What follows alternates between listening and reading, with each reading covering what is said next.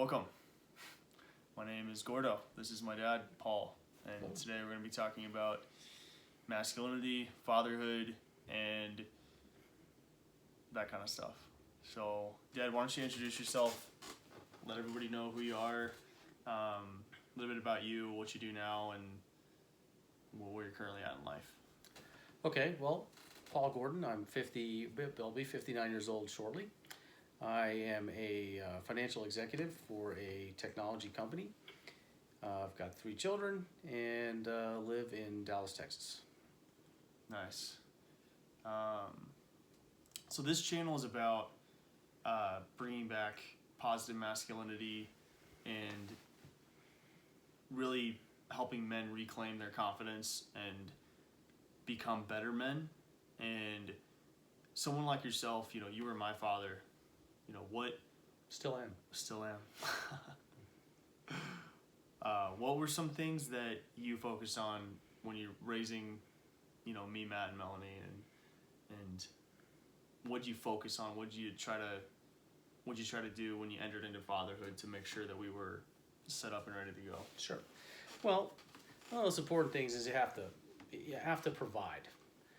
So all of a sudden your needs become kind of secondary, and you have a family, and you need to provide for that family because the family didn't ask to be born, they didn't ask to be around, they didn't ask to, so that just meant that there were things about a career or things about spending decisions or things about how you spend your time that had to be kind of repurposed to what's best for the family, what's best for the group.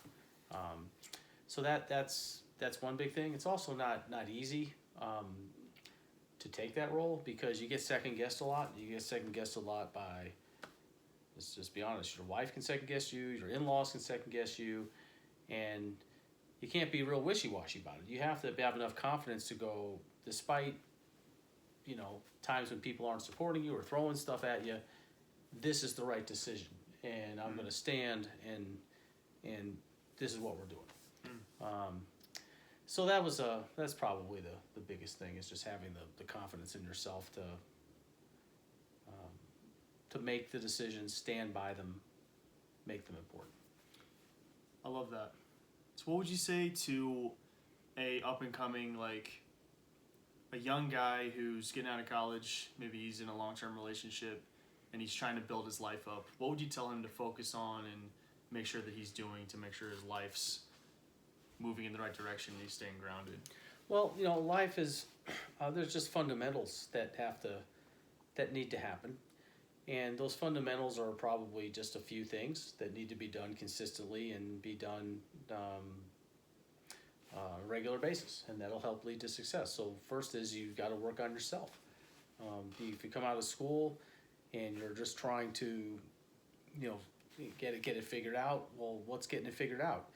First is, the old cliche, working hard, being the first one at the job, the last one to leave, and building up your practice, building up, who you are. At first, you don't have anything to offer other than hard work and effort. You don't have answers. So at first, it's like you put in the effort. You learn. You're honest. Don't fool yourself, into thinking you're should be a certain position that you haven't earned yet, or thinking about just trying to get too far along too fast. So being honest, hardworking, the half dozen things that are important. So what are those things? They're things like, do you have do you have a good financial plan? You should never spend more money than you make. It sounds so simple, but most people don't do it. Mm-hmm. Do you save? Do you have an emergency fund? Do you save for retirement? Do you save for, the future? These are basics that if you don't do them when you're young and you're starting, you're not going to do them later on. This idea like, hey, when I'm making 6 figures, they'll be easy to do it. No, it won't. It just won't. So you got to start with a little bit that you have, be a good steward, and develop practices and disciplines that kind of keep carrying on. That goes from your health. It goes from your spiritual walk, reading the Bible every day, praying every day, or whatever it happens to be, for you. It's a discipline of doing it. Mm-hmm. So let's talk about the spiritual walk. That's a big one for guys. in my life, you go through ebbs and flows where you're more focused on spirituality and then you're not. What's that journey been like for you? And then now that you're here, what would you say to the importance of that to young guys who are trying to build their life? Well, your spiritual life is a relationship with God, however you want to understand that to be. So this isn't an interview here about what I believe per se. So let's just say, you have a spiritual side. Mm-hmm. Well, how do you get in touch with that? Well, first of all, you got to recognize every day that good and bad happen to you that you have some control over and some you have no control over, right? Mm-hmm. And so you're recognizing every day in a spirit of gratitude. What I do is I pray every day and I thank God that I can see and I can taste and I can stand and I got running water and I have electricity and I have a place over a roof. You say, well, who cares? But hey, you can't take this stuff for granted that you have it. So it's an attitude of a regular rhythm of, for me, it's usually in the morning, praying for thankfulness, ask God for wisdom, ask God for discernment, ask Him to bring the right friends into my life that I can have people to bounce things around. And when you do that, as soon as you're praying about it, then you have an awareness about it. You're more in tune to, are these things actually out there? And you recognize them when they come into your life. And then, of course, like anything, if you don't read the Bible and you don't try to understand it, and for me, I'm a Christian, so it's the Bible. Anybody can say anything to you, and you don't have anything. You have nothing to ground yourself on. It's like for you guys that are all into sports nutrition or health and nutrition. If you're just like, hey, I just heard at the gym you're supposed to do X, Y, Z, so therefore I'm going to do X, Y, Z, and you don't even know why you're doing X, Y, Z. But if you actually read and study and understand the fundamentals, that's what the Christian life is like. You have to read the Bible. You have to study the Bible. You have to study the words that are there, and then you start to develop just a greater awareness. Also, it's great to just ask God to bring opportunities into your life. Bring someone my way that can help me. Bring somebody my way I can minister to, and then that already mentally gets you more focused on those things happening. So. But it has to be consistent. Spiritual life is not something that you pull out of the thing at 9 o'clock in the morning on Sunday and you go to church and that's the whole thing and you throw it back in the drawer. You never look at it again. That's not a spiritual life. That's a checklist of things I do, and it's a life. It's a life. Therefore, it's a daily rhythm. Yeah. Well, that's definitely. I like the topic of consistency, right? And that's one thing that all men go through is maintaining consistency across the board, whether it be with their fitness or whether it be with their woman, their dating life, or whether it be with their finances or their spirit, right? It's how do you maintain that consistency across the board and not get too spread thin. How would you say people approach consistency across the board in the things that you want to focus on as a man? Because that's not exactly the most easy thing to do. Well, consistency comes when something finally rises to an importance level. I mean, everybody can say, it's important to me I have a relationship with my wife, or it's important to me that I have good health, but then do you work out? Do you watch what you eat? Or do no?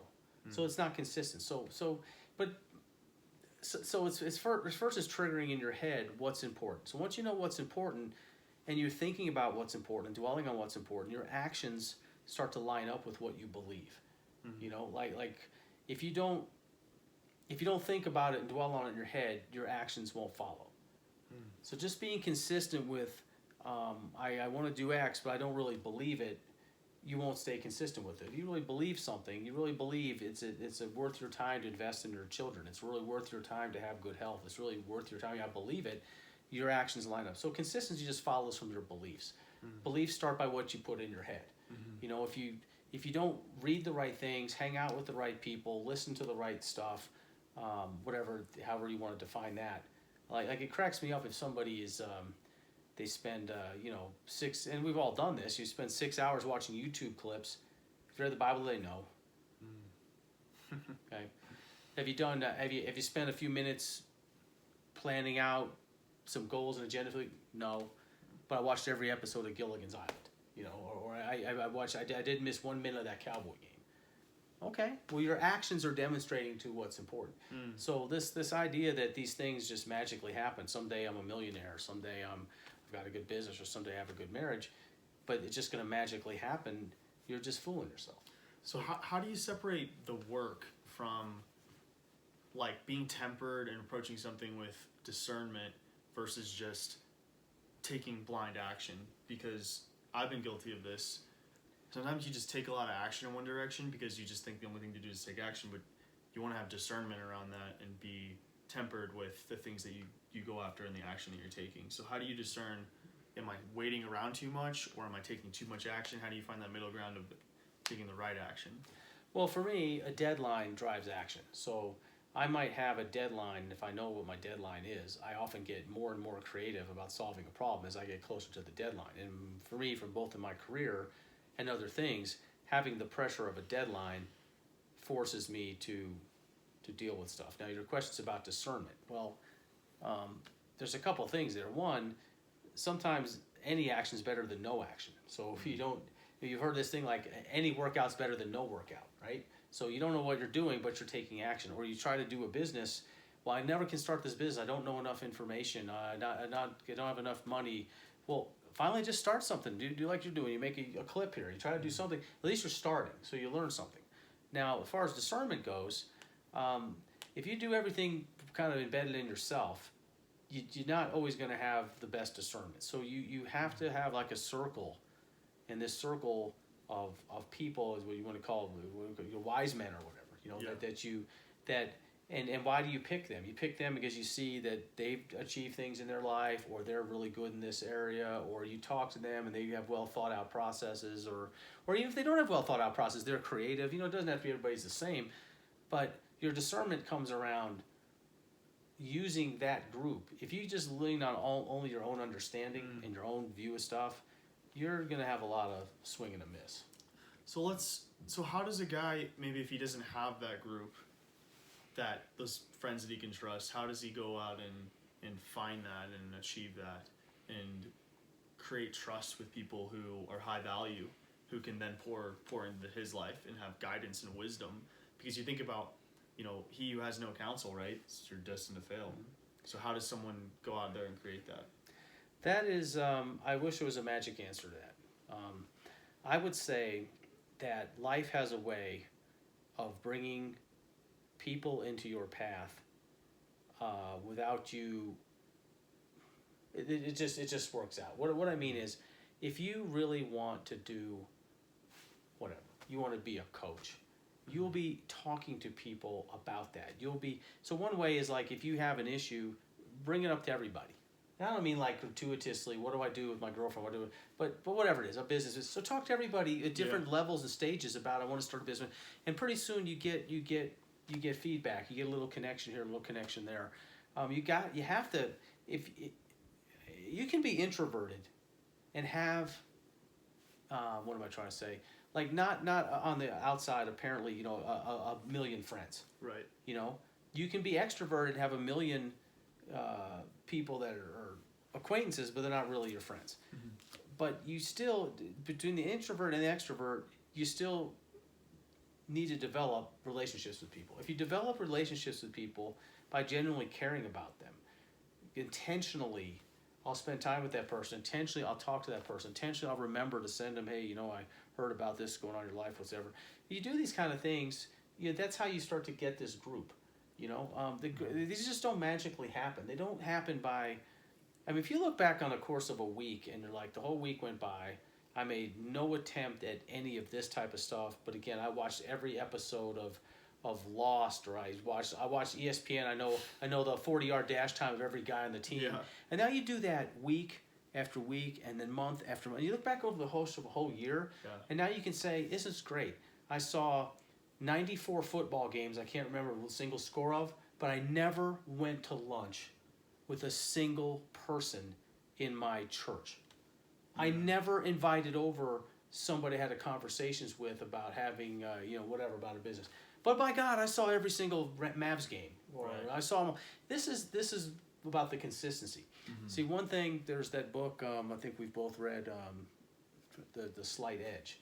And what I like about that book is it says, you know, the things that help make you successful are really easy to do, and they're also really easy not to do. For instance, if I said to you, is it easy to eat an apple today and not eat a candy bar? Your answer would be, of course it's easy. Is it also easy not to eat the apple today, but still eat the candy bar? Yes, because one day doesn't seem to make any difference, and 2 days doesn't seem to make any difference, and 3 days. But now you repeat that over and over. If you were to say, I ate an apple every day, that slight little thing, every day for 6 months and didn't eat the candy, look where I'd be. Absolutely. You know? Yeah. Likewise, I went 6 months and I ate the candy bar every day, not the apple. Look where I'm at. It's just a real small little thing. So and a lot of it starts here. Write down your goals. Write down what's important to you. Constantly relook at them. I think it was like great. You kind of taught me about having a vision board, and I still have one at home, and I redo it every year about the things that are important. I don't look at it as often as I should, but when I do look at it, and it reinforces visually kind of what I want to accomplish with my life, and then that helps to trigger at least a thought process before I make this decision. Is that going to help any of these things? Yeah. So let's get practical. What's the first step you would say to a 22-year-old guy on the come up, trying to move his life forward, meet the right girl, do the right thing? What's the first practical thing that he could do? To like today. Yeah, boy, that's I've got no magical answer to that. I just don't. Okay. I mean, if you're talking about a young person, and what's the practical thing some 20-year-old person should do, I would say you need to work on yourself. One of the most, if you're this goes for a guy or a woman, you say to yourself, hey, I'm a guy and I want to have this hot looking babe who is going to cook and look like a model and raise my kids and go out and make 6 figures and whatever. That's fine. No, shoot high. Yeah. But if you don't make yourself the kind of person who would be attractive to that type of person, you're never going to get that kind of person. So you have to work on yourself. You work on yourself. And if you are like really, you tick all the boxes. Yeah, I got this going on and that going on. I'm friendly, nice, honest, hardworking. Now you'll attract people to you both, whether it's a dating relationship or either people in the business. Nobody wants to work with somebody that you're a business partner with. They're late to every meeting. They're the ones who F everything up. They never show up. They don't work as hard as everybody. Hey, but they're great when we have a cocktail party and they're really funny. You don't want to work with someone like that. You want to work with someone who actually gets the job done. And it's the same thing with these relationships, But the first thing, like you said, you work on yourself. Work on yourself. Yeah. There's no this magic thing. Go out and do this, and all this shit's gonna happen to you. It's make yourself the best person you can be for your skills, talents, abilities, and interest. And when you do that, magically everything else kind of falls in line. But that victim mentality, fucking boss, or this, that, or oh, people are stupid, or oh, my college professor ripped me off. All these stupid girls, this is just, they're excuses, and there's these excuses make you become a victim. When you become a victim, you don't take any action. When you don't take any action, you blame everybody else, and you just sit around right here. When really you got to look at it and go, the biggest problem I may have with any of those situations is myself. Yeah, I think that's a hard thing to do in most men's lives, is take full responsibility and ownership, right? That's just for whatever reason, it's a difficult thing to do.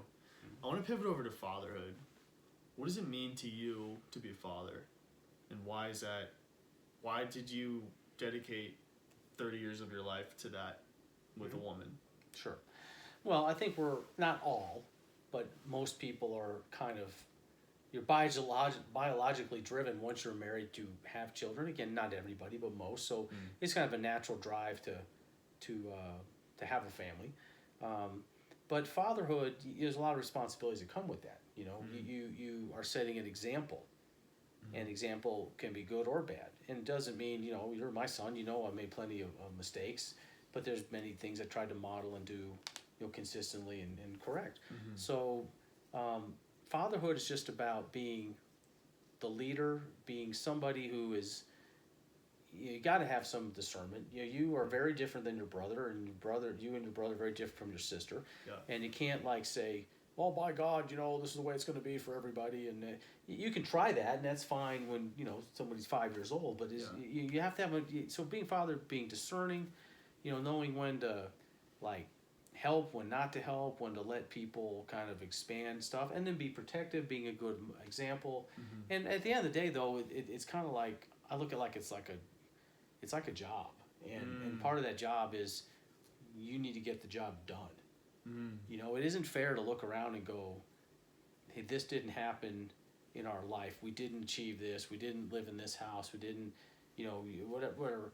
If you're not like stepping up and taking the role, and the fatherhood thing, it's just tough because you're trying to, like I said before, you're the leader. Not everyone's always going to agree, but you got to be confident enough that when you're taking the arrows in the back and people are, that you're like, that's fine, but I know. So how do you press forward when maybe everyone's, your wife doesn't agree with you, your kids aren't happy, you got working a full-time job, trying to balance a social life? How do you press forward in those moments that are really tough like that? I didn't find them to be all that tough because I had enough confidence to believe So it starts with your own confidence in yourself, 100%, and having some previous successes and things just to know. And then it's also having, back to that little wise group of friends. I mean, I've got friends that I can share anything with and that are good, wise people. And so if I ever kind of hit those kind of crossroads, and sometimes I would talk to them and kind of get their feedback. And sometimes I'd listen, sometimes, hey, you find you have a different opinion than me. It's just, it's a lot of it's belief in yourself. Yeah. I mean, I think it'd be very hard to be a successful father if you have no belief in yourself at 18, 19, 20, and just know the confidence level's not there. You don't believe in your decision-making processes. You don't believe in yourself. Again, you see a lot of fathers that's not fair. I've seen some fathers or situations of fathers where it's a victim thing. Yes. Like, oh, well, my kids don't love me anyway, or Yes. my wife, she's going to, oh, my wife divorced me, so my kids are better off with somebody else. Yeah. Well, that's just being a victim. That's a cop-out. Well, let's talk about that more because, right, like, what's the divorce rate is, right, what, over half? In America. Over 50%. Yeah. I'm sure you hear anecdotally, right, that fathers are unhappy with their children, right? That's what we want to avoid as men, right? We want to create homes that are congruent, happy, thriving, and it sounds like you've done that to the best of your ability, but it's not as simple as, it doesn't just come naturally for most men. You have to fight to build up a home and to... You have to fight for it. You have That's to fight. important. You have to stick the flag in the ground and go for it. There's also a big element of, don't even think about having a family if you're selfish. Don't even think about having a family if you better not even having one. Because, as soon as you have like I said, your attitude needs to be, these kids didn't ask to be born. Yeah. So that means maybe I don't need this, that, or the other, the new boat or the TV or whatever that I need. Yeah. Because they need. Yeah. I've always, it just, I don't get that. I don't give the driven, I don't know, just feeling like you're a success because you have a bunch of things, and especially if that is a sacrifice that your family. I remember seeing an interview with Pete Rose. Yeah. And he's a very successful. You know who he is. Great baseball player. Got banned from baseball for gambling. And I remember his kids were he's really estranged from his kids. I remember one of his kids in an interview, was ripping him and whatever, and he wasn't there for me. And then when he talked to Pete, he said something about, what the hell's her problem? I just bought her a new car. Right. Or something like that, Yeah. And you're going, well, what kind of crap is that, That's not what being a father is about. No, it's not. No, not at all. You see that so much. I remember growing up where we grew up, it's like half the high school kids have Camaros. Didn't earn it at the age of 16, 17, so... Well, my favorite's when they'd wreck one, and then the father would go buy him another one.